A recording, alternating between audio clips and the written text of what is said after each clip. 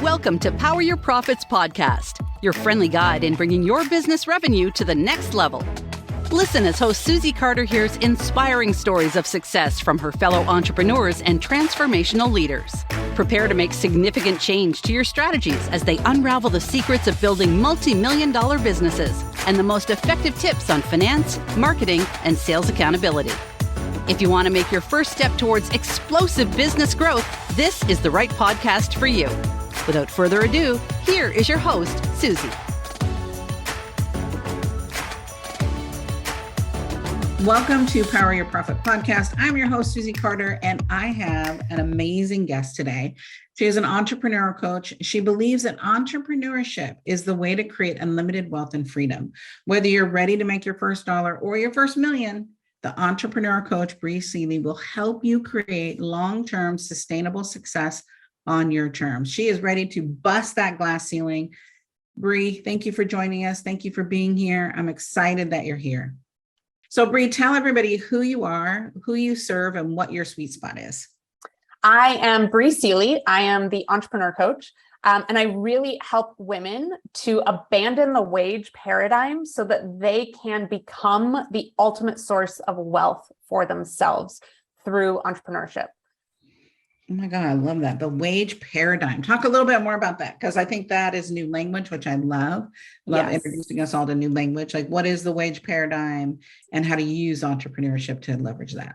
Yeah. So one of the things that I really realized, so I work a lot with, you mentioned your three buckets, right? The kind of startup entrepreneurs, the entrepreneurs that are kind of in the middle, and then, the scaled entrepreneurs. So I work a lot with the new entrepreneurs and the kind of mid-level entrepreneurs.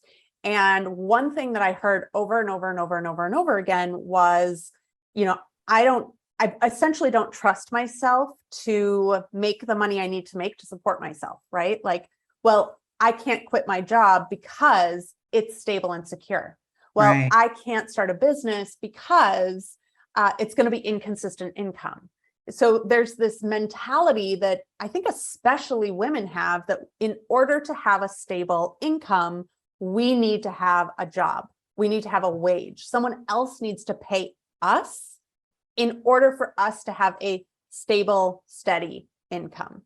And one of the things that I've found in my entrepreneurial journey over the last 15 years is that that's actually not security or stability. I am my security and my stability. My ability to create my wealth is way more predictable and stable than putting my hands into someone else who could wake up tomorrow and fire me overnight, right? So I work with a lot of women to build their businesses while they're abandoning this idea that they need someone else to pay them in order to be, stable and secure. Let's transition you into becoming the creator, becoming the foundation of your wealth so that you can do the things you want, make the impact you want, have the life you want, etc. Oh my God, I love that, because there's such a mindset that goes with entrepreneurship that you don't even know that you don't even know that you don't know until you're in it. And then it just keeps sabotaging you because you're in that security, which is a false sense of reality. I love that. Yep. And this business that you have, this is not your first business. So tell us your journey, your story. How many businesses have you had? Right? Because there's a plethora of knowledge just in that, in having multiple businesses. Well, first off, how much time do we have? No, I'm kidding. So I started my first business when I was 23. I had just graduated with my master's and my bachelor's, both in fashion design. So I started a fashion company. I had my own fashion label for 8 years. And it started off just as kind of a side hustle, right? I also had the paradigm that I needed a job in order to be stable. So I had my day job, and then I would make custom flower girl dresses, bridesmaids dresses, homecoming, prom, et cetera, et cetera, et cetera. That ended up growing over the course of 8 years. When I closed that business, I was dressing Toni Braxton, doing major red carpet events in LA. I was on The Bachelor, not as me, my dresses were on The Bachelor, clarification point. I was selling on Zappos.com. I was doing LA Fashion Week. I won Phoenix Fashion Week, all these things. But what I realized was I was still operating in that wage paradigm. And so while my business had begun self-sustaining, it wasn't sustaining me, and it was burning me out. I had no energy left at the end of the day. I felt like I was running on a hamster wheel. And if you've had hamsters, hamster wheels don't actually go anywhere. And I got to the point where I kind of hit a wall, and in meditation one day, heard a very clear, fashion isn't it, shut it down, walk away. And I did. I love it because that's so scary. And you listened, right? Yeah. And I had no plans. I had said 6 months prior, if I didn't have fashion, that I didn't have a reason to be present on this planet. And so, here I am thinking that it's my only reason to be alive, and I walk away from it. Right. Yes. So I kind of ventured in and was like, all right, universe, if you're giving me this sign, this message, then show me what's the next step. Right. I started cleaning out my inbox one day, and I realized I had all these emails from these women being like, teach me to do what you've done. Like, how did you build your business? How do you know all these things? How have you been on the Today Show? How have you written for Huffington Post? How have you done all these amazing things? So I was like, oh, well, while I was building my fashion business, I had a counseling job, right? So I was like, well, I have 8 years of experience as a business owner, 8 years of experience as a counselor. What if I just started helping these people that are asking for my help? And so I learned a lot through having that fashion business and from walking away from it. But I think the biggest thing was I learned to kind of rely on myself, because I also quit my job. So I didn't have an income. I didn't have a business. And the only thing that was going to get me on the other side of that was me. Yeah. I love that. And so despite walking away, you're still passionate about entrepreneurship. So why? Well, so what I found was, and what I realized was that I love business and I love entrepreneurship and I love fashion, but I didn't love the business of fashion. Yeah. And so my passion for entrepreneurship and the freedom that it brings and the impact that it brings and the ability for me to create my life as I want to, all of that was still present. I just didn't really like the iteration that I was experiencing it in. Having a fashion business, I had a 600-pound sewing machine, right? So talk about the antithesis of freedom. I literally felt like a ball and chain. I literally felt tethered to my office in downtown LA, whereas I wanted to be out. Now my office is my laptop. So this morning I was in a cafe working. Tomorrow I have some meetings, so I'm going to go out and work. I have the freedom now to move around as I wish. And so really the entrepreneurship thing stayed consistent, but I reevaluated my values around what was important to me and how I wanted to express entrepreneurship. And then I started to see the power of entrepreneurship for all the other women in the world as well, and what that could bring them. So I fully hung my flag on entrepreneurship. That is, I believe, what is going to close the wage gap. I believe that it is going to be the turning point for women. I fully bought into entrepreneurship. It just now looks different than it used to. Well, I went from the beauty industry to entrepreneurship, right? And then I was scared in the beginning, and I realized business is business, right? So do you have a specific niche that you work in, or are women coming just from everywhere now? Women are coming from everywhere now because, like you said, business is business is business. So the way I teach is kind of it's like a skeleton, right? Pretty much every skeleton has the same structure in the same configuration. But then what goes on top of the skeleton is different for every single one of us. So I start with that skeleton approach of you need a business bank account, you need a business entity, you need marketing, you need a website, and then what we layer on top of that becomes unique and custom to every single person, pending their business, their clients, their goals, things like that. Yes, delicious. And so what do you see the biggest mistake? I love that you use entrepreneurship as wealth creation, because most people create a job for themselves, right? They're not looking at entrepreneurship as a way out of the job. Now they have an expensive job, right? And they're making less than they did when they had a job. So let's talk about that, because I love that distinction that you're really looking at entrepreneurship as wealth creation. So what do you see the biggest mistake is when it comes to wealth creation for entrepreneurs? I see a lot of entrepreneurs, especially like we talked about the really new ones and then the kind of like mid-tier ones. They set goals and then their actions every single day are busy work. And so it's almost like their goals are on one side and their actions are on a completely different side, and they're not bridged at all. So I see a lot of people having these big goals, but then waking up every day being like, well, I don't know how to get to that goal. So I'm just gonna post on Instagram. I'm just gonna write an email newsletter. I'm just like all these little kind of like busy work things, right? Entrepreneurs are so busy. And the majority of entrepreneurs I talk to aren't actually taking the actions to get to those goals that they've set for themselves. And how do you help them see that? How do you help them solve that? Because that is a skill in itself. Like, it sounds so easy, like people think, right? It's not, because you've got to look underneath. You're almost looking underneath the hood and going, here's where your stop block is. Yep. So I do it in kind of 3 different buckets, like you talked about as well. First off, your mindset. Because what happens is your mindset then informs your habits, which is the second bucket, which then inform your actions, which is the third bucket. So we look at your mindset. What are you telling yourself? What stories are you telling yourself? Are you still held on to that idea that like, I actually can't create the wealth that I want to create in my life? And so you just disempower yourself and you tell all these stories and keep yourselves from taking the actions towards that wealth generation. Then of course, the mindset contributes to the habits. What are you doing every day on a daily basis? Are you taking wealth creation actions in your business every single day? Are you taking care of yourself every single day?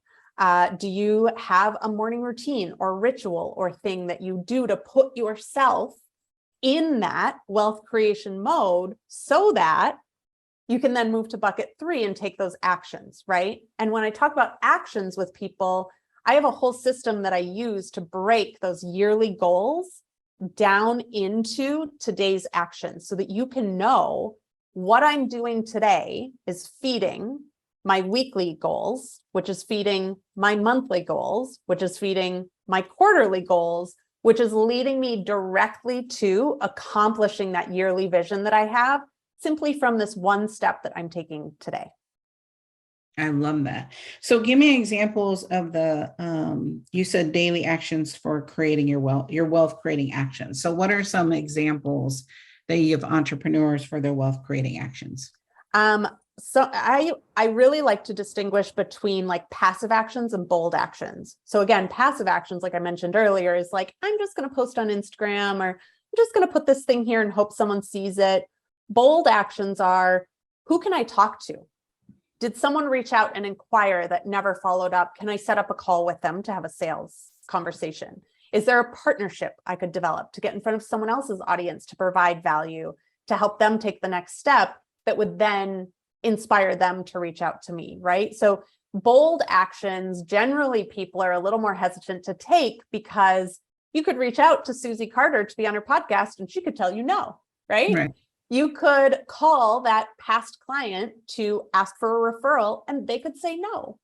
You could follow up with that person who said they were interested and they could tell you that they've decided not to move forward, right? So there's a lot of fears that people have wrapped up in taking those bold actions because there's rejection with it versus if you just post on Instagram, it's pretty safe, right? So those wealth creation actions are getting in front of the right people, having the right conversations, partnering with the right people, doing the things that you need to do to get in front of the people you need to get in front of to make the sales that you want to make.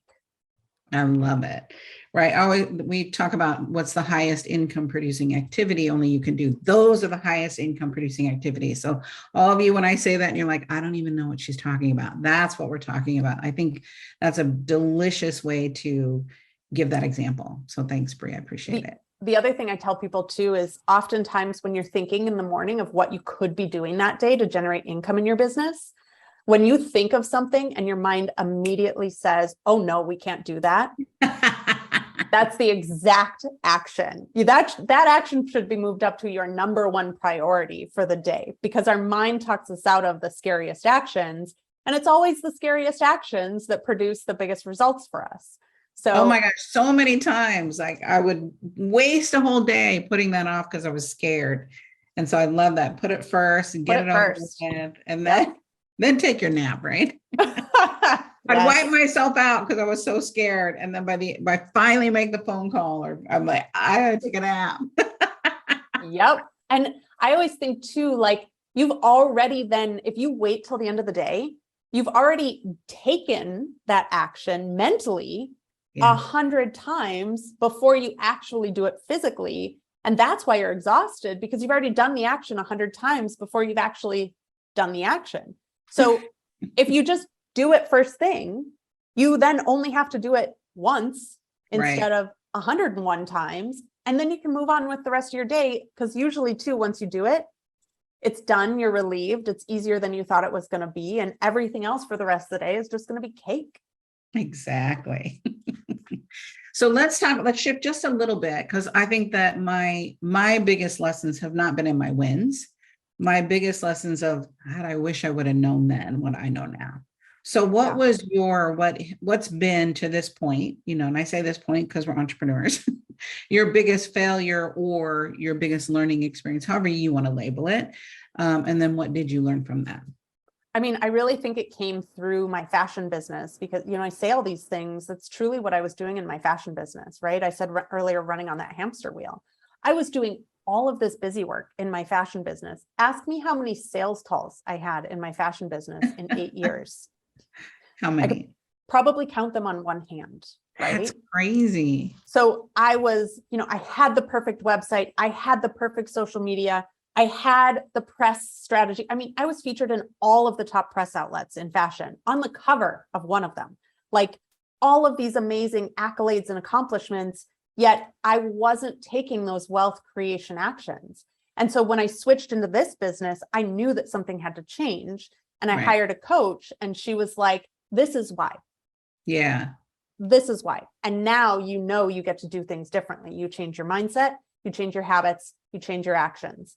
And so it's been the exact process I've been on. And I was able to go from literally not being able to pay my rent to creating a 6-figure business in under 9 months because of all of this stuff. So I learned like you said, I learned a lot from failing in my fashion business, and it's changed everything about this business now. I love that. And so what has been your wealth strategies, right? So you use entrepreneurship as one, I do too, right? I've got several businesses. And so what's been your wealth strategy to date?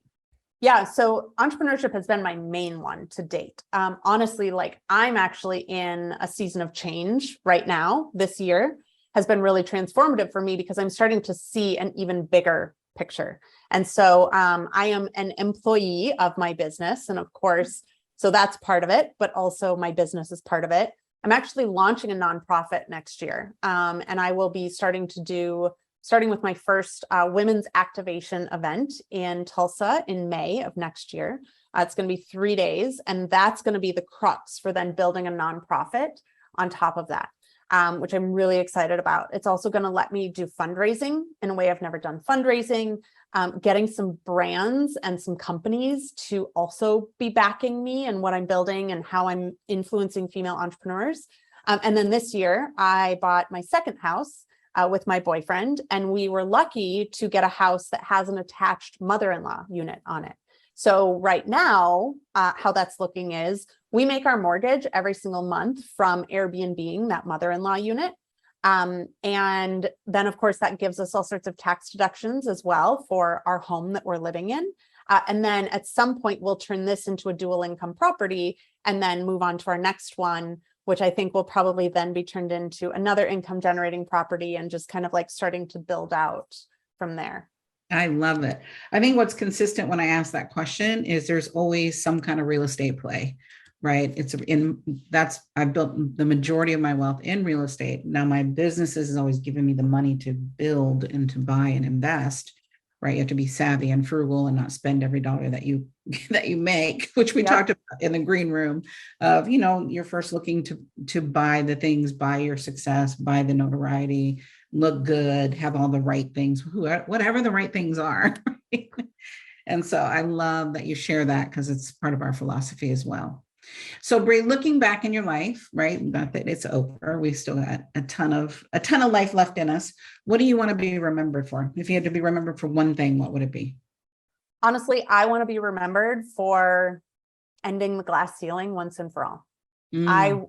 I want women to stop putting their energy towards fighting something that's never going to change and start putting their energy towards creating something that has the possibility to revolutionize the world.